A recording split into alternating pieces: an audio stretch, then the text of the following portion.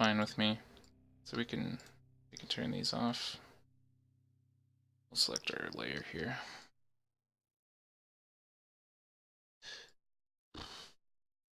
Yeah, I don't all know what has to stay on Wraith King. I don't think anything does. I think that you can actually change all that stuff. So if this is the default Wraith King set, then maybe what we'll do here is just open up our attribute editor. That's what we need. And oh, these are tweaks. Ah, there we go. Yeah. I don't know why it's a CGFX shader. Maybe that's just the new shit that they've been doing. Right. That's really weird. I don't know if I want to fuck with it then. Alright, but yeah, so this is kind of like our starting thing. We can do some armor for this guy just for fun. We'll just think of something. I don't know. You know what maybe we could do? Just for shits and giggles, not for to be serious or anything like that. We could do like we could do maybe like a Batman helmet or something like that. Let's zoom out here. Yeah.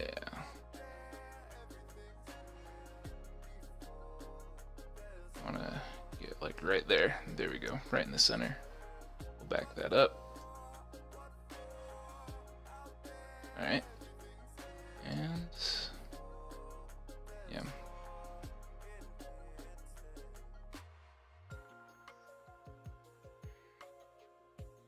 So I'm gonna start with a cube since fuck me. So that's a problem. Yeah, we'll just save that to desktop as just joke project. So for those that work with Autodesk Maya, we've already talked about how there's sometimes corrupt preferences and how corrupt preferences can occasionally just fix themselves if you restart, and then you don't have to go and delete and redo that like every other time. Like, and apparently this has been a problem for like years since like 2012. And one guy was saying that it only is on like pirated copies, but this is like I've paid for this. And then there's some guy that was saying that, and this is what got to me, was that he was saying oh, what was it? I'm pretty sure he could probably say it better than me. I don't know. I may need to find it right after this, but he was saying that it's basically because Maya has become like a one-stop shop for like everything. Like eventually you're gonna get corrupt preferences. Like it's not meant to handle that big of a load, and they're not really addressing that problem. Yeah, so maybe what we'll do here is we'll bevel all these edges. No. Yeah, maybe we will just do the sides.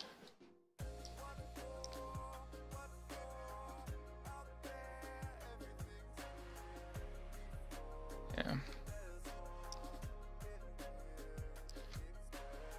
Let's change the offset on that. We'll pull that out. There we go.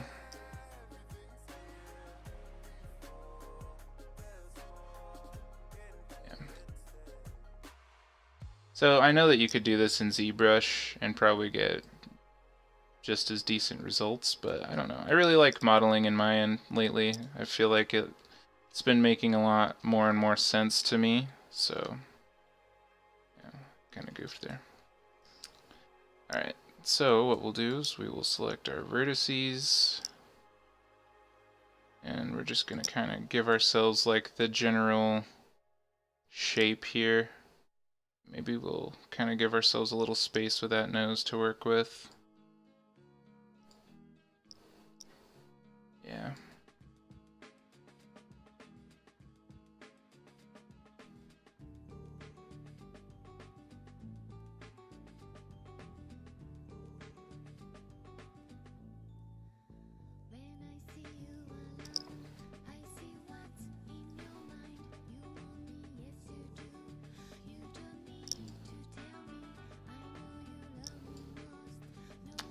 Alright. So that'll work for now. Doesn't need to be perfect. I mean, in total, like, what are the faces on this? And we're looking at 44 tries. I mean, that's like barely anything. I'm telling you, people that have never worked in, like, with 3D models or anything like that may hear 44 triangles and think, oh hell yeah, dude, that's a lot. That's a lot of triangles. But then when you look at, I don't know, like Master Chief or the original Xbox Halo, the first one, I think that was like 2,000 triangles for him. So, I mean, it's not a lot, trust me. I mean, like, I know that was like high definition at the time, but that's like, compared to now, that's a joke.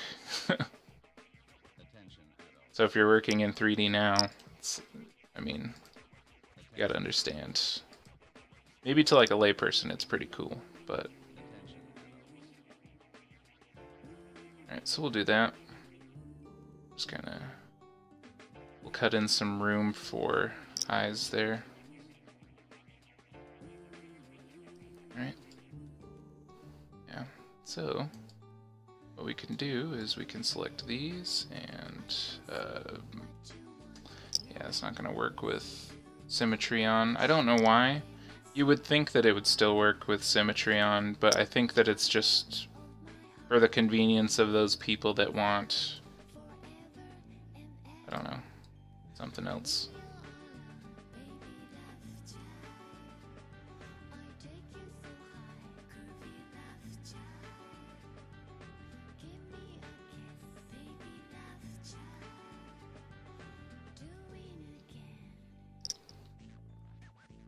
Yeah, alright, so we'll get in there. Trying to select all those vertices at the same time.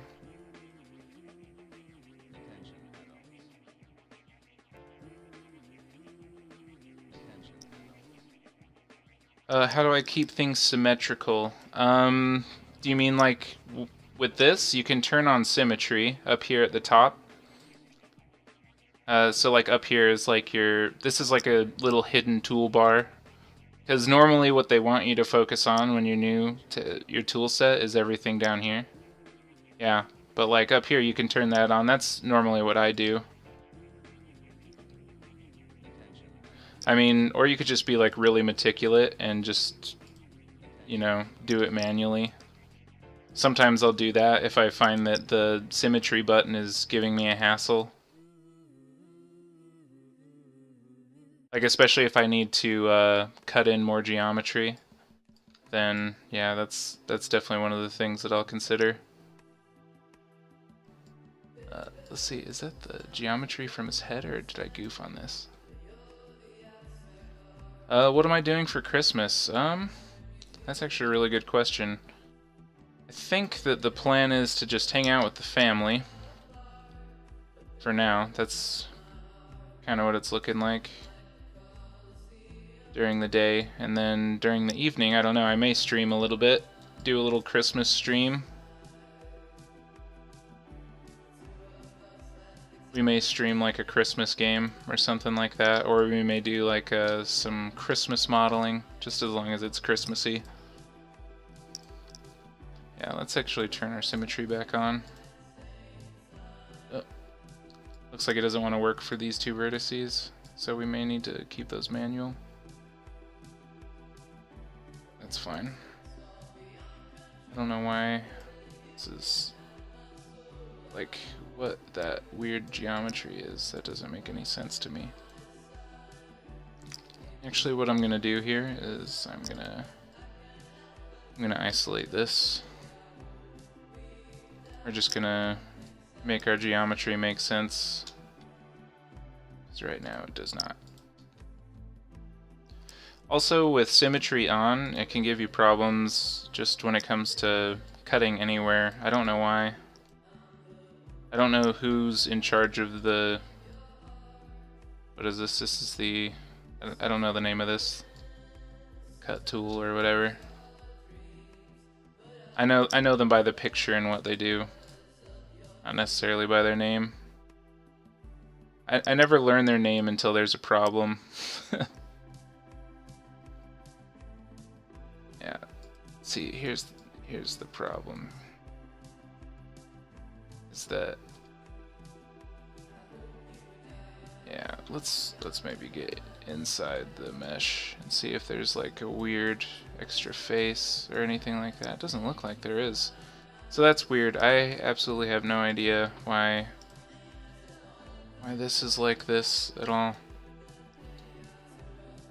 Just hit merge vertices just again, just to see if that is part of our problem. Okay. Alright.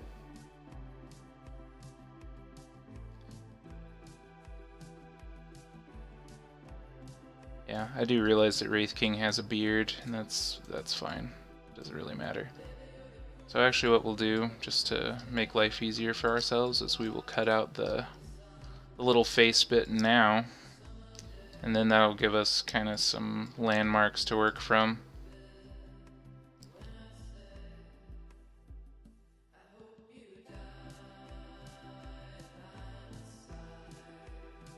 Yeah, maybe kind of something like that.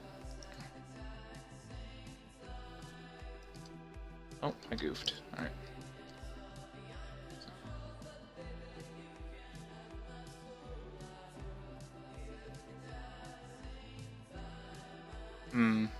Yeah, he's got kind of like one of those European noses that are really humpy looking. I don't know what the word is. That's probably really offensive to Europeans.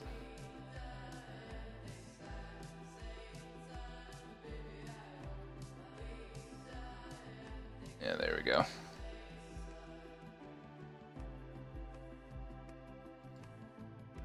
Alright. Yeah, we could start kind of pulling this out, make a brow, kind of.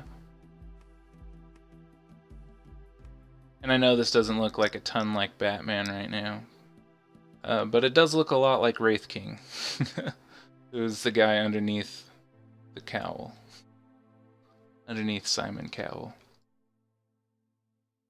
Alright, so we got that. Now, here's where we're going to get into real trouble, because we're going to do this. And we're trying to match things up as best we can on the other side. There we go.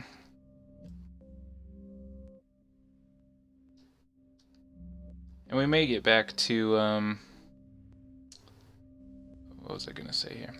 We may get back to working on our Unreal first-person shooter project. We'll see. We'll see. We don't really know what's the plan on that.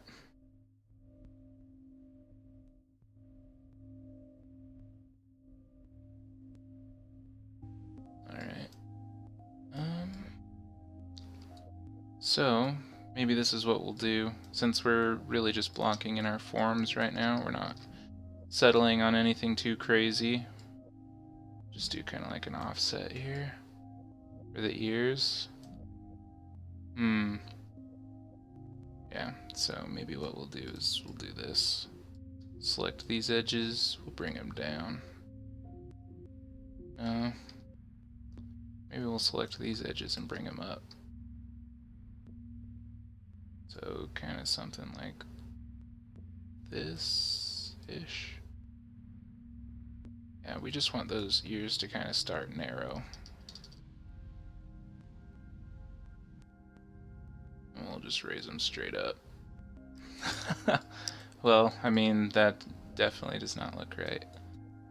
Okay, that's why we do this, so we can make mistakes. Yeah, kind of something more like that. That's more reasonable. Yeah, and we'll just kind of make these a little more pointy.